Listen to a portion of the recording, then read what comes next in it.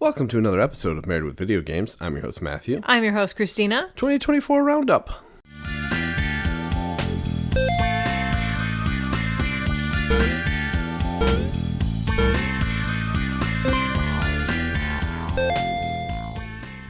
Hooray. We did it. We made it. We made it one whole year. And we're here. Of video games. Of making mead. Yes. Playing video games. Yep, we were just checking out your mead before we started this. Raising kids. I'm making a cranberry mead. Raising kids straight back into talking about mead. I'm very, very excited about cranberry mead. He's very, very excited. I apparently chose one of the harder fruits to make a mead with. As my first one, I found that out after the fact, but it smells pretty good. It smells like a wine, which is what mead, it's just honey wine. Yes. And we're going to back sweeten it afterwards, so I think it's going to turn out nice. Okay. If I keep making them slightly better than the batch before, every batch before, if it's slightly better, I'm doing something right. Until I get my groove down. Fair enough. It'll be a sizer next year, everybody. I hope you're all ready for that, too. Oh, boy. It won't have anything to do with video games. No. But it's going to be very delicious. Okay. So what do we got? So, every year I listen to last year's to remember what the heck we did. Mm-hmm.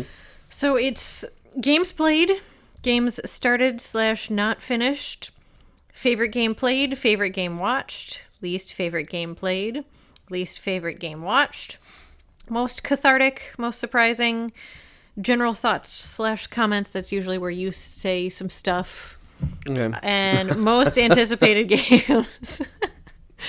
That is usually where you say things. I run you this better one. say You some gotta say stuff. General thoughts / comments and most anticipated of 2025. Games we want in 2025 that definitely won't come out. And then you got your Steam Roundup as well. I got my Steam Roundup. We can talk about that as well. Actually, we can segue into that after I list all of the games that we played this year. Got it. It's a lot more than I thought. Okay. So it started with Max Payne, which, as we keep telling each other, we finished at 11:56 p.m. on New Year's Eve. Watched the ball drop and then went to bed at 12:04 a.m. Quantum Break. Yep. God of War Ragnarok Valhalla DLC. Yep. Nobody Saves the World. Wow. Yeah. Okay, yeah. Star Wars Jedi Survivor. Yep, good game. Hades 2 Early Access. Mm-hmm. Final Fantasy VII Rebirth. Ugh. Okay. Alan Wake 2 Night Springs. And I'll just also include the Lake House DLC right there. Yep. Stellar Blade. Good. Sunhaven. Dungeons of Hinterberg. Inscription. Echoes of Wisdom. Dead Space Remake, and Balatro.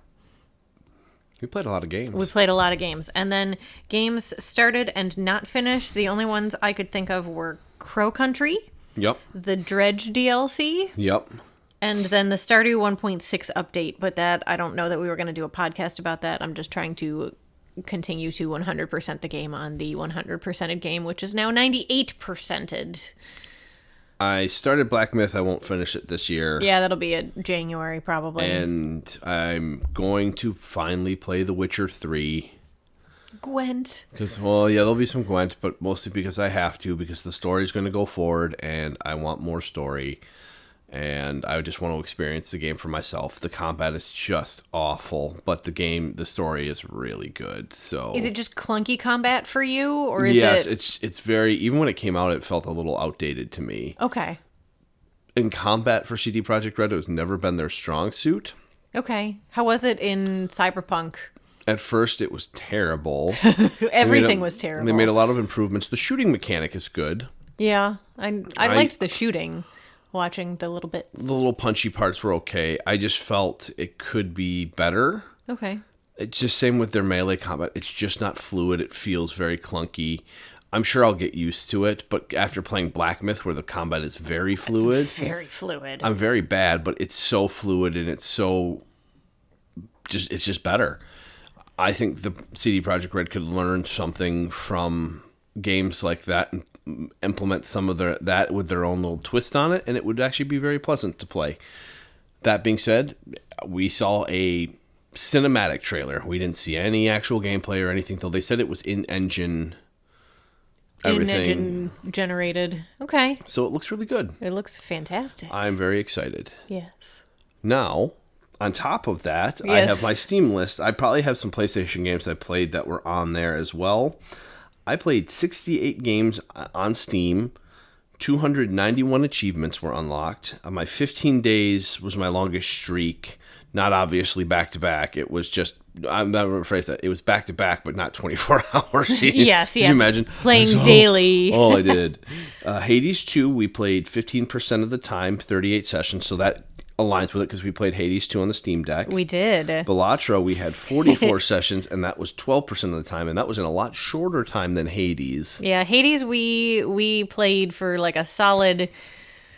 We probably did a month, the two of us, and then you continued on probably 2 to 3 more weeks on top of that. Yes.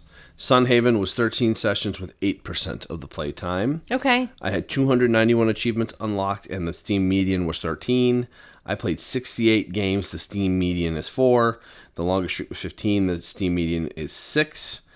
Then it gives me all sorts of... I played a lot of the releases. It tells me what types of games I played on this graph. Oh, a roguelike deck builder. And No way. Farming Sim.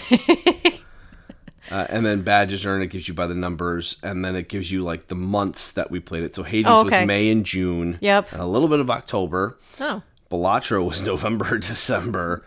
Yeah, we're going to play that when we're done here, right? And then, yeah, sure, we can play more of that. Then there's Sunhaven, which was July and August. And then I played System Shock. That was another game that I beat without you, was System Shock. Dungeons of Hinterberg was played on here. Yes. And that was August, September. So it gives you your playtimes. February, I didn't play anything, apparently. And then it picked up in the middle, and it's kind of held steady.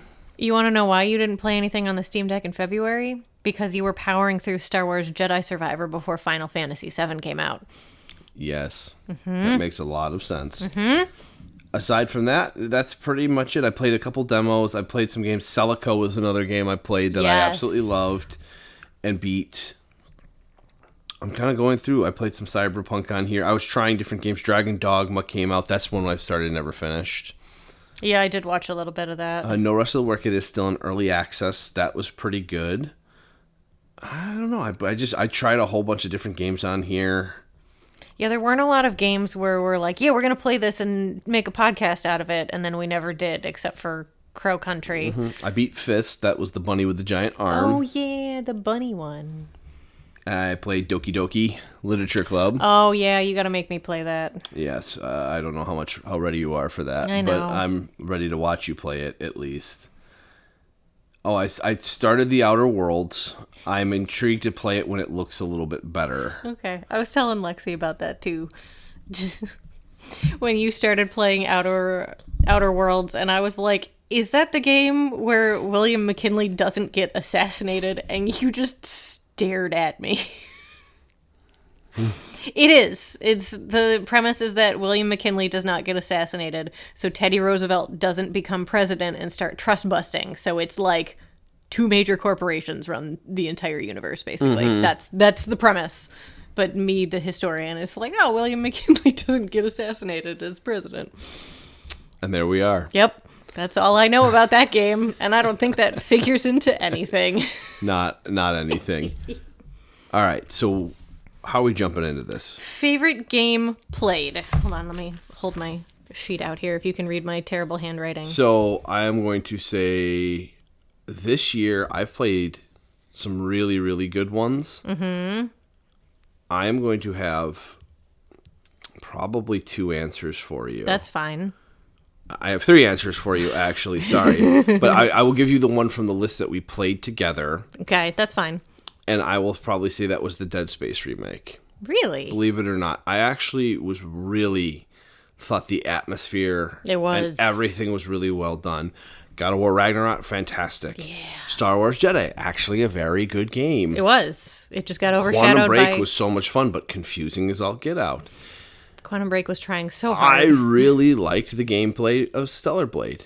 Yeah. The Alan Wake DLCs were amazing. Too short. Correct. But amazing. Now, my favorite game would have been Inscription. Except for that third act. Except for the third act. I know. Just absolutely made me not like that. But the first, and even the second part of the game were incredible. Yeah, where it turned into the RPG. One of the best games I've played in a while. Yeah, that was really cool. It was really creepy. It was really silly. Yeah, the third one, I feel like the third act for Inscription is kind of what happens with the third act of The Plucky Squire, where, like, it just apparently sets you back to zero and it's all, like, repetitive. That's how the third act of Inscription felt. Yes. And then the game I played by myself was Celico. Yes, the Doom mod. It was really good. I watched you play that a couple different nights, and you kept saying how my dad would probably have enjoyed that because my dad played the original Doom. I remember sitting and watching him play that on our home PC in the basement when I was like 3. So for everyone who doesn't know, Celico literally started as a Doom mod, and it became its own whole game, and it's really good. So if anybody is interested in an old school Doom that's got updated graphics and stuff, Celico, very good. How about you? I think my favorite game played was Dungeons of Hinterberg. You like that one a lot? I did, yeah. And I think I gave it a really good review. I gotta open our master list as well. Like, I kind of want to say Zelda just because it's Zelda, but no, I really liked Dungeons of Hinterberg. That's probably going to be my answer for a couple different ones of these, which I try to not do the same answer over and over, but that's okay. So that takes us to favorite game watched. So what did I play that you enjoyed watching the most? I'm going to cheat. Zelda? I actually like Dungeons of Hinterberg a lot. I liked Zelda a lot. So I'm going to probably agree that watching you play Dungeons of Hinterberg was one of my favorites, but I can't lie. Whenever you play Balatro, I love watching you play Balatro. So, but we both play that. So if it was just me watching you, then the answer would be Dungeons of Hinterberg. Okay. I really liked that game. I had a lot of fun solving those puzzles with you and looking stuff up. Some of the combat felt repetitive to watch, but when you were exploring and doing the puzzles, I loved watching that in that game. I needed you for those puzzles, too. Yeah, so I had fun watching you do that. How about you? I'm going to go with... I feel like this is a cheat if I say the Alan Wake DLC. Just because it's more Alan Wake. But honestly, yes, probably those. Now, I can 2 games that you mentioned loving. Well, 3. Balatro, because again... Yes, 1,000%, but we both played that. You complimented the gameplay the most of Stellar Blade and Dead Space. My problem with Stellar Blade was that I was still burned out from Final Fantasy VII Rebirth, and so I could not enjoy it as much as I wanted to because it was just like, oh god, it's more video game, and it's kind of more open world, I don't want to, but the combat was so good. It was very fluid. The story was so bland, and still doesn't really make sense in the end, but that combat was real good. Oh man. It's so good. It was really, really good. Yeah, I would say maybe the other one would be the God of War Ragnarok DLC. That was very good. Just because they gave you so much story for free. A lot of in extra. In a AAA game. It was very fun. Damn. Yeah, that was a very fun one to play, actually. Did you like watching the gameplay of Quantum Break, or were you just enjoying Sam Lake being Sam Lake and telling a story? I liked it a lot because it gave a lot more context to Tim Breaker. Yes. In the game, and it gave a lot more to his character. Yeah, I did. Quantum Break was a lot of fun just to see how Remedy was toying with all of the different things that they wanted to do. Like, we got hints of it in Control, where you got some of the live action stuff with, like, the Dr. Darling videos. And Quantum Break went all out with it, and, like, in between each chapter was an episode of television, which was very off-putting.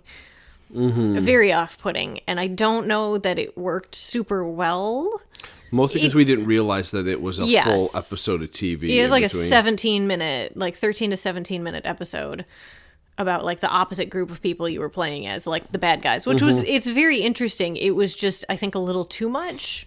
Yes. And then watching that and seeing how far they'd come with what they did for Alan Wake 2 and just blending the live action with the game is just such chef's kiss that this whole recap is just going to be me talking about Alan Wake 2 again. I'm really excited to watch them do Max Payne and like the news broadcast that they're going to do. Oh, it's going to be so good.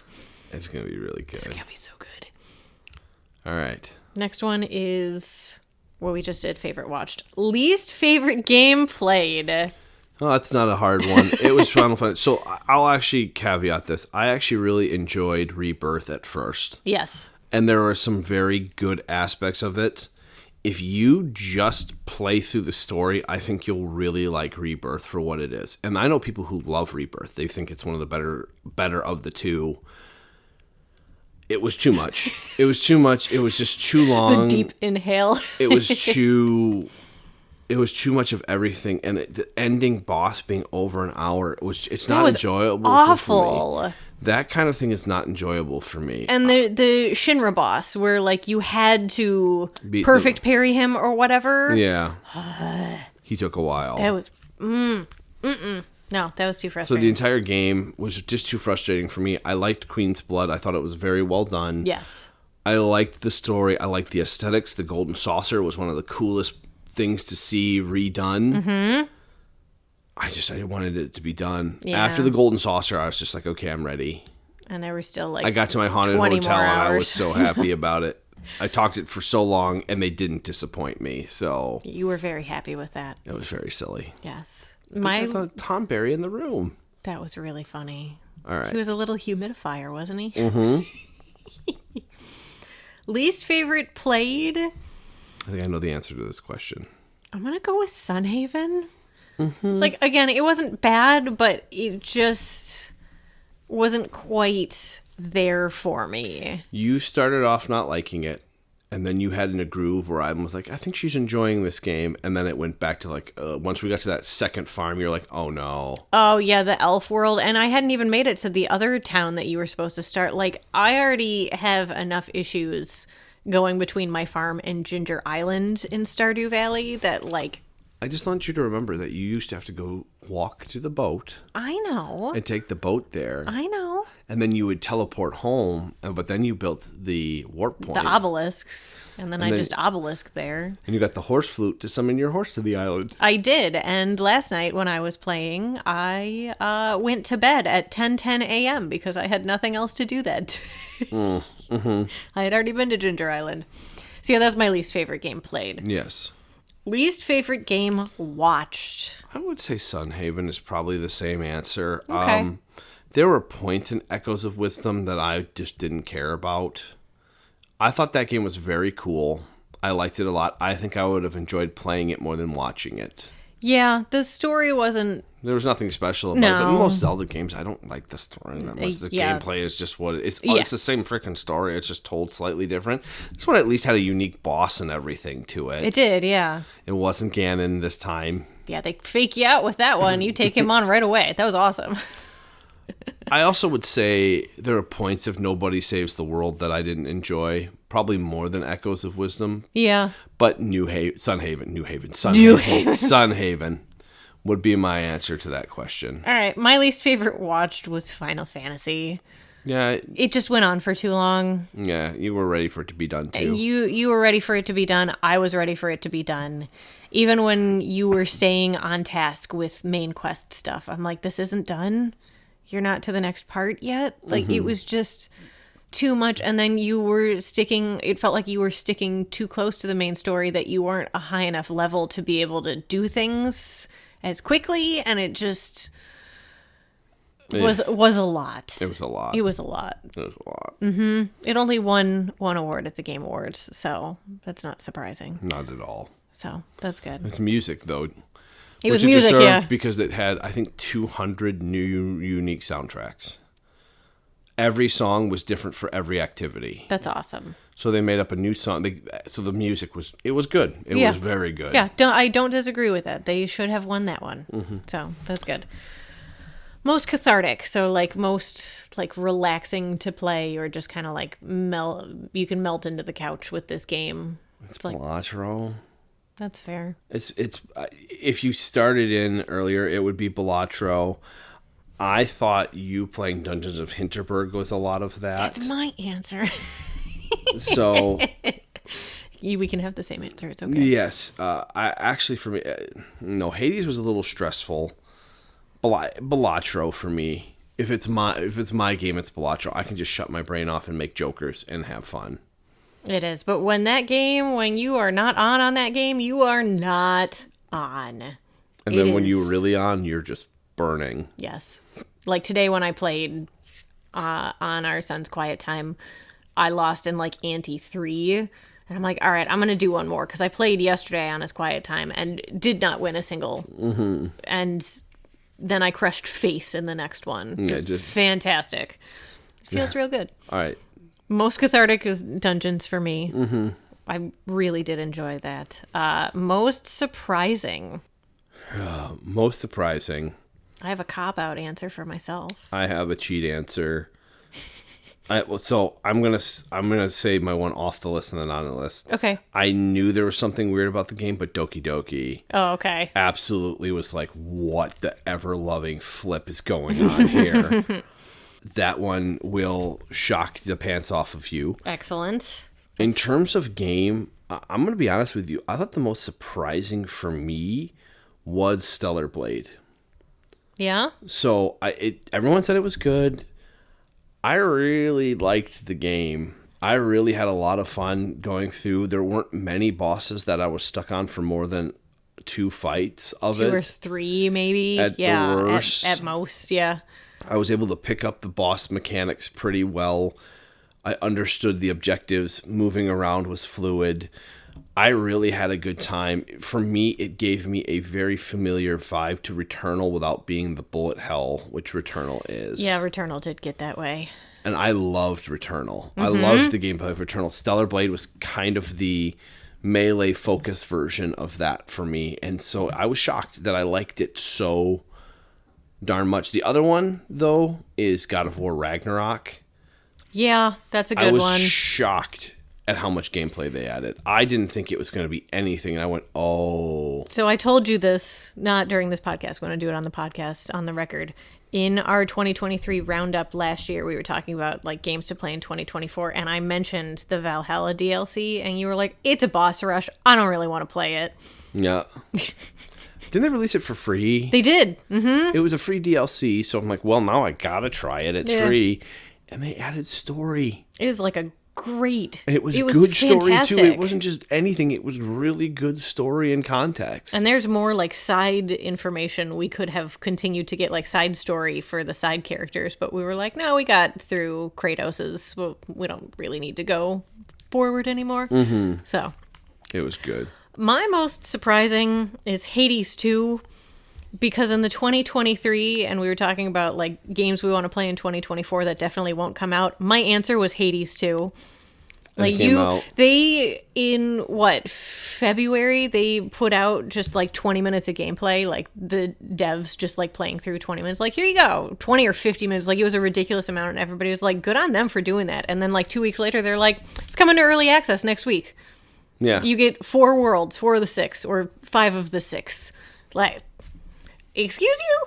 And that was pretty darn polished. And then we didn't really play much after, like, their first big update where they did a lot of things. They added Olympus onto there. Oh, did they? So you can get to Olympus now. Oh, man. Nah, at this point, I want to wait for the full release. Mm-hmm. But, like, that was the most surprising. It was very good. It was very good. I was obsessed with that for a while. There were a couple Wednesdays where you were playing D&D, and Aggie would tell me that you would be chuckling because you'd hear me be like, no!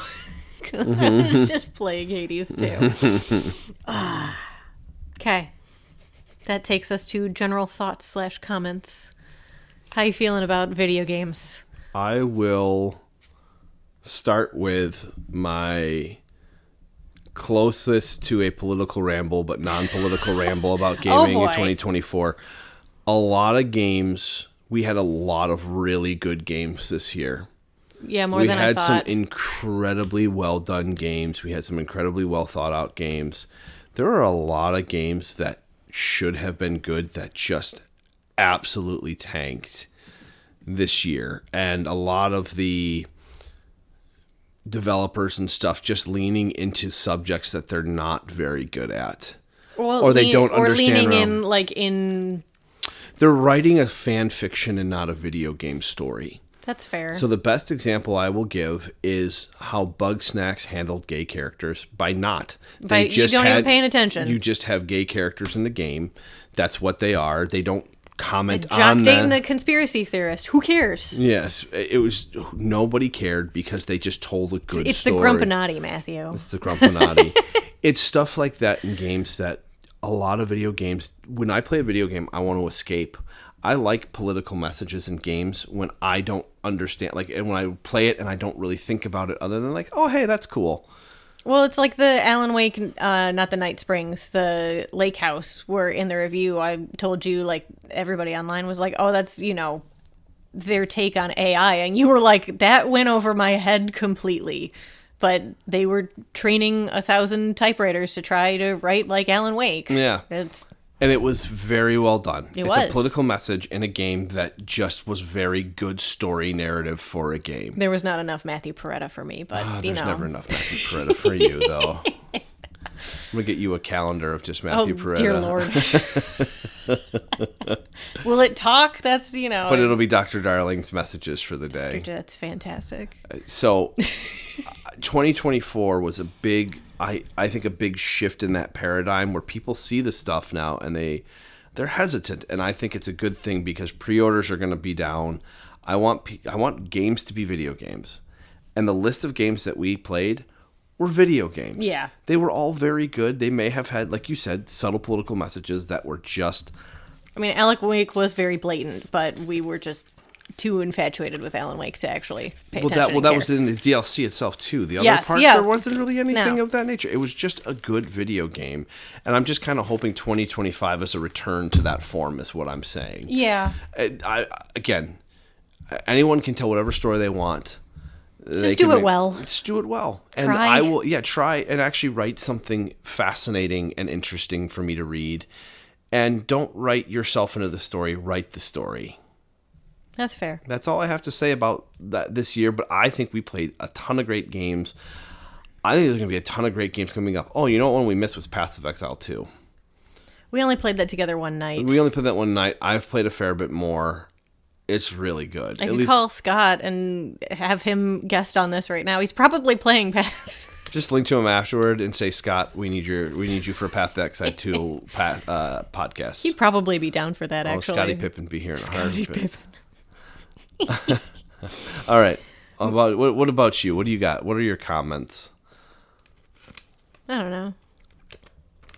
Nothing. Just like I usually orchestrate this whole thing and do a lot of talking in all the other ones, so I just kind of let you say your thoughts at this point. I'm really looking forward. There's a lot of good games on the docket for next year, and I'm really excited. So there's some news. I want more freaking Light No Fire news. So if Sean Murray would really just hurry up and give me some juicy news, because that guy just keeps like stealth releasing updates to No Man's Sky, and people are like, "You can stop now. You don't need to redeem yourself anymore." You're good. You did it 5 years ago. No. Let me give you some more. Please, take my hand. We played 16 games. 3 of them were DLCs, God of War and 2 Alan Wakes. But we played 16 games. I think that's more than last year. And last year was also a stacked year. It was a stacked year. And last year we played through Alan Wake twice. We did play through Alan Wake twice. The New Game Plus ending. Most anticipated of 2025.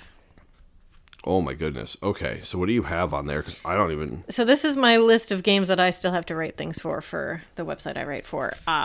Most of 2025 is still TBD, which is annoying. Yes. Things have just said 2025. The ones that have dates: Monster Hunter Wilds, February 28th. Avowed, February 18th. Atomfall, March 27th. And then Split Fiction was March 6th. That's the... Yeah, that one actually looked cool. Yes. Who's It By was the other one they did. It's on the PS Plus this month. Oh, It Takes Two. It Takes Two, yep. Yeah, it's similar concept, but with writers. It looks really cool. So Death Stranding 2 is apparently 2025, Light No Fire. Ghost of Yotai, Judas. GTA 6 is in the fall, and I have LOFing afterwards. If that doesn't get delayed, I will eat my hat. FBC Firebreak, which is Remedy's Multiplayer. I don't think we'll play it, but it's Remedy, so It looks cool. it gets 9.5 stars automatically. South of Midnight, Yeah. I'm very interested in. Elden Ring Night Rain, I don't know if we will play it. And then Outer Worlds 2. I will throw in the caveat that I don't think we're getting Light No Fire next year. Probably not. Publishers, other game publishers, the reason why you have so many TBDs is because of Grand Theft Auto. Oh, I'm sure. Nobody wants to be within 2 months of that game. It's on exactly- either side of it. Yes, so people want to know the exact date, and that's why there's 2 BDs. That's why there's so many of them. Yeah. People are, if you're early in the year, as you can see, all these games are early. It's not Q1. The game is not coming out Q1. Yeah. We apologize. You're going to hear our dog barking. Every time. He's just standing back there barking. He's a nutball.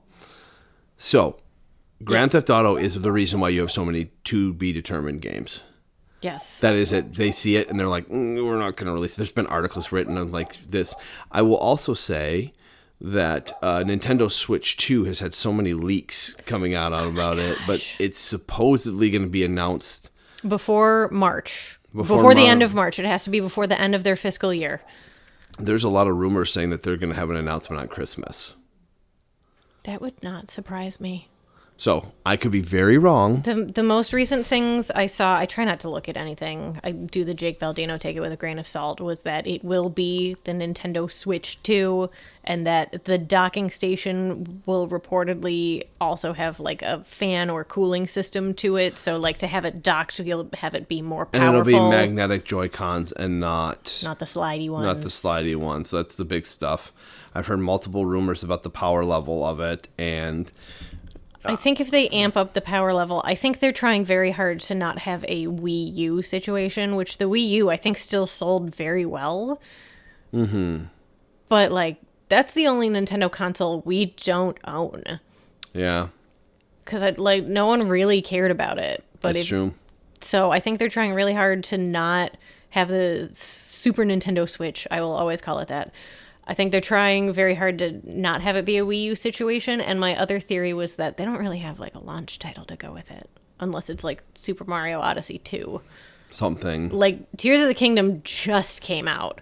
Yeah, I think You don't have another Zelda up your sleeve. I think they're going to announce the system, and there'll be, if you don't own it, there'll be a Tears of the Kingdom launch with the system to be like an HD upgrade or something like that. a better graphics, 4K, actual frame rates. Yeah, that would be aren't nice. stuttering.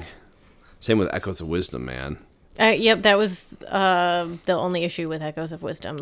So I think we'll see that. I think we're going to get a ROG Ally 2, which is the Steam Deck competitor. And I think we'll get a announcement for the Steam Deck 2 next year. Probably. 2026 release announcement next year. That's my prediction. Rogue Ally will come out. They'll have their system out next year. I don't know how good it will be. Probably a significant upgrade from what they have now, which would be enticing. I could see the Steam Deck 2 being like Christmas, like December, maybe. Maybe. Yeah. I think there's also rumors that they're reaching out to other developers to make it now too. Oh, interesting. Like Lenovo might make it. Interesting. We'll see. Okay. That's the rumor mill. Everything again with a grain of salt. Yes. Any games that we want in 2025 that definitely won't come out? Light No Fire. Light No Fire, Hollow Knight, Silk Song, Oh my gosh, Silk Song. Haunted Chocolatier. Haunted Chocolatier, I think, will be 2026. He put out a statement that basically said, hey, I'm sorry it's taken so long. I took a break to do some Stardew Valley updates, and it turned into 1.6. And then I had to work on the console versions, and now those are done. I think there was a tiny update that just came out to fix some bugs, and now he's like, I'm going back to Haunted Chocolatier. Here's some... I think he did like some profile shots of some characters and some town shots on his blog. And he said he is working on it. He is working on it. He's not going to do any early access or any beta or anything like that. He just wants it to be finished when it gets out there. That's exactly it. And that's take your time, Concerned Ape. Cook. Let it cook, buddy, is what Yep. people say. Let it cook. You got a funny look on your face. I was trying to think of other games that Homer, they announced. Homer, Mr. Burns can't see you winking. They announced games. I'm trying to think of what they announced that's not coming out next year. I will look at my wish list and see if any of those. Witcher 4? Yeah, Witcher 4 ain't coming out next year. No. I said Gothic 1 remake actually looks cool. There was one I had you put on for me. I don't remember what it was. Can you find... Oh, I forgot about Claire Obscure comes out next year. I don't know what that is, but okay. Yeah, I'll show you the trailer again. It looks really good. Don't Wake the Beast. That's that was the one that you made me. Yeah. Moonlighter 2. Yes. Moonlighter 2. Then there's Elden Ring Night Rain. But I'll show you Claire Obscure. That is the new Ben Starr game. Shadow Heart's in it too. I'll show you the trailer. It actually looks really good. Gothic 1 is another one I'm very excited with. Gothic 1 is what inspired almost every big RPG like Skyrim and stuff. Like I think the Elder Scrolls series kind of inspired Gothic, and then Gothic made this huge open world, and they're remaking that one, and people are stoked about it. Excellent. But Light No Fire and Hollow Knight Silksong are the big ones for me. Begone Beast looks cute. Oh, yes. You showed me that one, too. So, yeah, that's all I got. Can you find Shoresy the game now? They made an announcement. Is Shoresy right? Shore.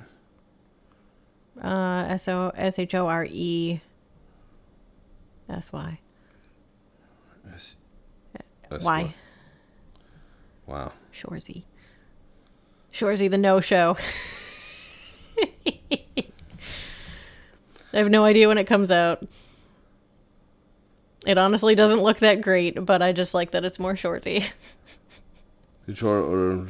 I'll add it to my wish list for you. Okay, thank you. Yeah, they finally put the trailer online that they played at the Shoresy Fall Classic.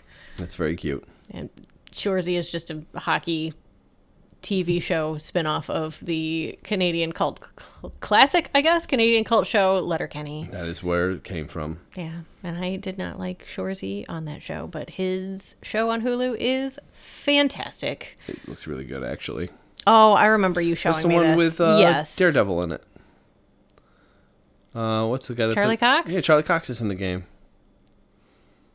You want to watch this again, don't you? I do, but let's finish this podcast. Okay, all right, we'll finish the podcast. They don't need to listen to me listening to...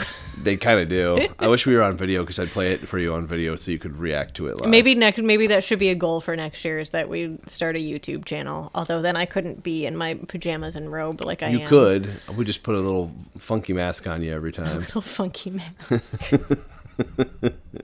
Excellent. All right. We are at Gaming Marriage on Twitter that I never update. gamingmarriage@gmail.com. Give us some ideas for next year. What are you guys looking forward to? What games are you going to be playing? Is there anything you're interested in us playing so we can do that? Are you interested in us watching any animes next year? What do you want us to do to review? If there's any video game media you want us to review Secret Level, we can do Secret Level. If you guys know Troy Baker's number, we'll try to get him on this podcast. That'd be cool. Or just a hug. A hug would be very nice. I have told you this, and I will tell our podcast this. He is my dream cast for Gambit. He's tall and lanky, and he could absolutely pull off the Cajun accent. That'd be great. He'd be wonderful. He's got the hair for it, too, truly. Mm-hmm. So, yeah. There you are. That's all I got. We can end on that note. All right. See you all in the next year. Bye. Bye.